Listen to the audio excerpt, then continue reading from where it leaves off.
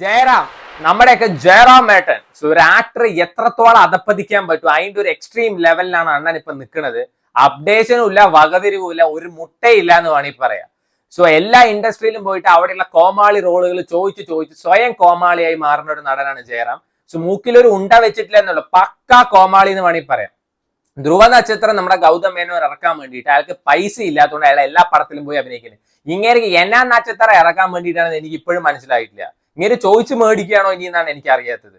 നമ്മുടെ ശങ്കർ 2013 നിൽക്കുന്ന പോലെ തന്നെ ആ തെങ്ങും പുറത്ത് തന്നെ നിൽക്കണം നമ്മുടെ ജയറാം എന്ന് വേണമെങ്കിൽ പറയാം. സുയടിക്ക് ഗെയിം ചേഞ്ചർ സിനിമ ഇറങ്ങുന്ന സമയത്ത് ഒരു ഇന്റർവ്യൂവിൽ പറയും, ശങ്കർ ഭയങ്കര ഹ്യൂമർ സെൻസ് ഉള്ള ഒരു ഡയറക്ടറാണ്, കൊടുത്ത റോള് കേൾക്കണം, പൊളിട്രിക്സ് അങ്ങേര് മാത്രമാണ് അത് കേട്ടിരിക്കുക. പിന്നെ ഇങ്ങനെ യൂഷ്വൽ ഒരു ഗിമിക്സ് ഉണ്ടല്ലോ, അതും കാണിച്ചു കഴിഞ്ഞാൽ ആൾക്കാർ എന്താ പൂമാലയിട്ട് സ്വീകരിക്കുന്നതാണ്. ഒരു കാലത്ത് മലയാളത്തിലെ leading actors list Mammootty, Mohanlal, Jayaram, Suresh Gopi, Dileep എന്നൊക്കെ പറഞ്ഞിട്ടുണ്ടായിരുന്നിടത്തുനിന്ന് അവരൊക്കെ കുറച്ചൊക്കെ എന്തെങ്കിലുമൊക്കെ ചെയ്യുന്നുണ്ട്. നിങ്ങൾ ഇപ്പോഴും സകലമാന കോമാളിത്തരം കാണിച്ചിട്ട് എനിക്കൊന്ന് മലയാളം ഇൻഡസ്ട്രിയിൽ ഇത്രയും കോമാളിത്തരം കാണിക്കുന്ന വേറൊരു നടൻ ഉണ്ടാവില്ല.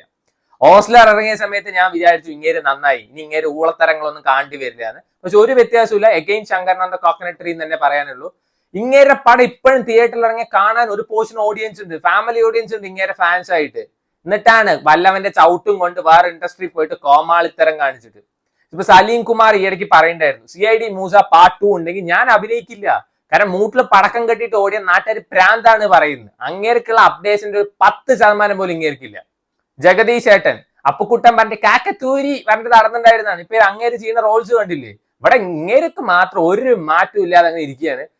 സോ മാറിയ ജയറാമേട്ടന് കൊള്ളാന്നേ എനിക്ക് പറയാനുള്ളൂ. കാരണം ഇങ്ങനെ ഇന്ന് അഭിനയം നിർത്തിയാൽ പോലും ഇങ്ങേരെ കുറിച്ച് നല്ലത് പറയുന്ന കുറെ റോൾസ് ഇങ്ങനെ ചെയ്തു വെച്ചിട്ടുണ്ട്. അത് ദയവീത് ഇല്ലാതാക്കരുത് എന്ന് എനിക്ക് പറയാനുള്ളൂ. ഇപ്പൊ തമിഴിലും തെലുങ്കിലും മറാത്തിയിലും കന്നഡയിലും എല്ലാവരുടെയും പോയി കഴിഞ്ഞാൽ നിങ്ങൾക്ക് എന്താ പല അവാർഡ് കിട്ടും പറഞ്ഞിട്ടാണ്. ഇപ്പൊ നമ്മുടെ മണിരത്നം പൊന്നിയൻ സെൽവനിൽ ഇങ്ങേരെ പ്രസന്റ് ചെയ്തു, കിട്ടിലനായിട്ടാണ് പ്രസന്റ് ചെയ്ത്.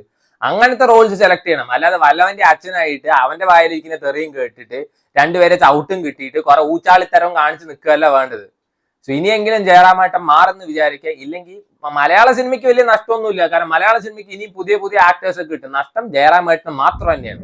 ശങ്കര അണ്ണന്റെ ഗെയിം ചേഞ്ചർ. സോ ഒരു കാലത്ത് ഇന്ത്യൻ ഫിലിം ഇൻഡസ്ട്രിക്ക് ബ്രഹ്മാണ്ഡം എന്താണെന്ന് കാണിച്ചെന്ന മുതലാണ് ഇപ്പോഴും 2013 ഒരു തെങ്ങിന്റെ മുകളിൽ നിൽക്കുകയാണ്. കൂടെ നമ്മുടെ ജയറാമേട്ടനും ഉണ്ട് കേട്ടോ. അപ്ഡേഷൻ പറയുന്ന സാധനം 0 എന്ന് വേണമെങ്കിൽ പറയാം. Again Shankaran on the coconut tree എന്ന് വേണമെങ്കിൽ പറയാം. സോ ഈ ഗെയിം ചേഞ്ചർ സിനിമ എങ്ങനെയുണ്ടെന്ന് ഈ ആദ്യത്തെ ഒരു ഇൻട്രോ ഉണ്ട് രാംചരന്റെ. അത് കണ്ടു കഴിഞ്ഞാൽ നമുക്ക് മനസ്സിലാവും പടത്തിന്റെ നിലവാരം എങ്ങനെയാണെന്ന്. ഒരു റെയിൽപാളത്തിൽ കുറെ എണ്ണത്തിനെ കെട്ടിയിട്ടുണ്ടാവും. നമ്മുടെ അണ്ണൻ എങ്ങനെ വന്ന് രക്ഷിക്കുമെന്ന് അറിയോ? ഒരു ലുങ്കി മനിനൊക്കെ ഇട്ട് ഒരു ഹെലികോപ്റ്റർ വന്ന ഹെലികോപ്റ്ററിന് തൂങ്ങി ഇറങ്ങി ഒരു വാളെടുത്ത് വെട്ടിയിട്ടൊക്കെ പോയിട്ട് അത് കണ്ടു കഴിഞ്ഞാൽ അറിയാം ഈ സിനിമയുടെ നിലവാരം എന്താണ്. അത് മാത്രമല്ല കുറെ ക്യാരക്ടേഴ്സ് ഉണ്ട്. ഈ ആരെങ്കിലും ദേഷ്യം വന്നു കഴിഞ്ഞാൽ ദേഷ്യം മാറാ തുപ്പ് പറയാൻ വേണ്ടി പറഞ്ഞ് നടക്കുന്ന ഒരു നായിക, കോമാളിത്തരത്തിന്റെ എപ്പിറ്റോം കാണിച്ചു തരാൻ വേണ്ടിയിട്ടുള്ള ജയറാമേട്ടൻ. അതേപോലെ തന്നെ വേറൊരു ക്യാരക്ടർ ഉണ്ട്. ഇങ്ങനെ നിന്ന് സംസാരിക്കാൻ പറ്റില്ല, ഇങ്ങനെ നിന്ന് സംസാരിക്കുള്ളൂ. ഇങ്ങനെ നിന്ന് സംസാരിക്കുന്നത് എന്താ വ്യത്യാസം എന്ന് എനിക്കിപ്പോഴും മനസ്സിലായിട്ടില്ല. സോ ഇതെന്നൊക്കെ മനസ്സിലാക്കാൻ ശങ്കർ എത്രത്തോളം താഴെയാണ് കിടക്കുന്നത്, അങ്ങനെ സ്റ്റാൻഡേർഡ് ഇപ്പൊ എന്താണെന്നുള്ളത്. അത് കഴിഞ്ഞിട്ട് നമ്മുടെ അഞ്ജലി ഉണ്ട് ഈ സിനിമയിൽ. അഞ്ജലിയാണ് വെച്ചാൽ ആരെയും മുഖത്ത് നോക്കില്ല. ഇപ്പൊ സ്വന്തം മകനാണ് അടുത്ത് വന്നത് പോലെ അഞ്ജലിക്ക് അറിയില്ല, കാരണം അഞ്ജലി മുഖത്ത് നോക്കില്ല. നവീൻ ചന്ദ്രയാണ് ഈ സിനിമയിൽ ഒരു വില്ലൻ.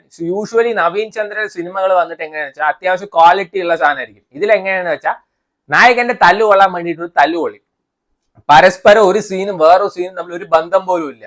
ഇപ്പൊ രാവിലെയാണെന്ന് വെച്ചാൽ നമ്മുടെ അണ്ണനെ വന്നിട്ട് IPS ഓഫീസറായിട്ട് കാണാം, ഉച്ചയ്ക്കാണെന്ന് വെച്ചാൽ IAS ഓഫീസറായിട്ട് കാണാം, പിന്നെ വൈകിട്ടായി കഴിഞ്ഞാൽ വന്നിട്ട് ഇലക്ട്രൽ ഓഫീസറായിട്ട് കാണാം, രാത്രി മുഖ്യമന്ത്രി ആയിട്ട് കാണാം.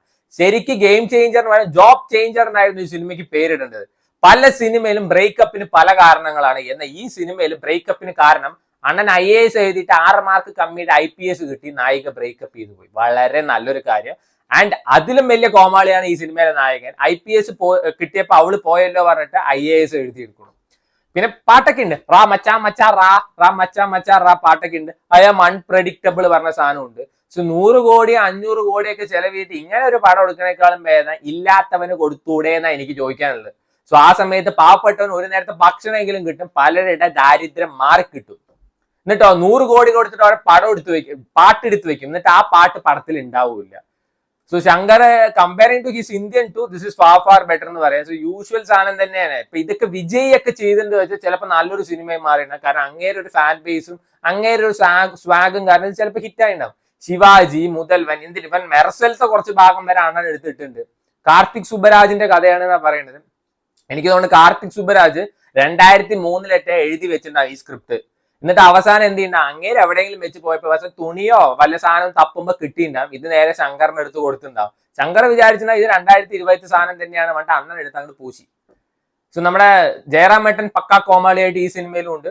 എന്തിനാണ് ഇങ്ങനത്തെ പടങ്ങളിൽ ഇങ്ങേര് കയറി അഭിനയിക്കുന്നത് എനിക്ക് മനസ്സിലാവുന്നില്ല. എസ് ജെ സൂര്യ എന്താണെന്ന് വെച്ചാൽ ഇപ്പൊ ഈ മുമ്പത്തെ സഞ്ജയ് ദത്ത്, അതേപോലത്തെ ബോബി ഡിയോൾ, വിജയ് സേതുപതി ഇതേ അവസ്ഥയാണ്. ഒന്ന് രണ്ട് പടത്തിലെ കിടിലം വില്ലനായി വന്ന് ഇങ്ങേരെ കൊണ്ട് എല്ലാ പടത്തിലും അങ്ങോട്ട് കാസ്റ്റ് ചെയ്യിപ്പിക്കും. അവസാനം വിജയ് സേതുപതിക്കും സഞ്ജയ് ദത്തിനും പറ്റിയത് തന്നെ ഇങ്ങേർക്കും വരാനുള്ളൂ. സോ എനിക്ക് ഒട്ടും മറക്കാവാത്ത ഒരു പടമാണ്. സോ വേണ്ടവർ കണ്ടു നോക്കുക. എന്തായാലും ഈ ജന്മത്തിൽ ഈ പടം കാണാൻ പറ്റി അതേ വലിയ ഭാഗ്യം.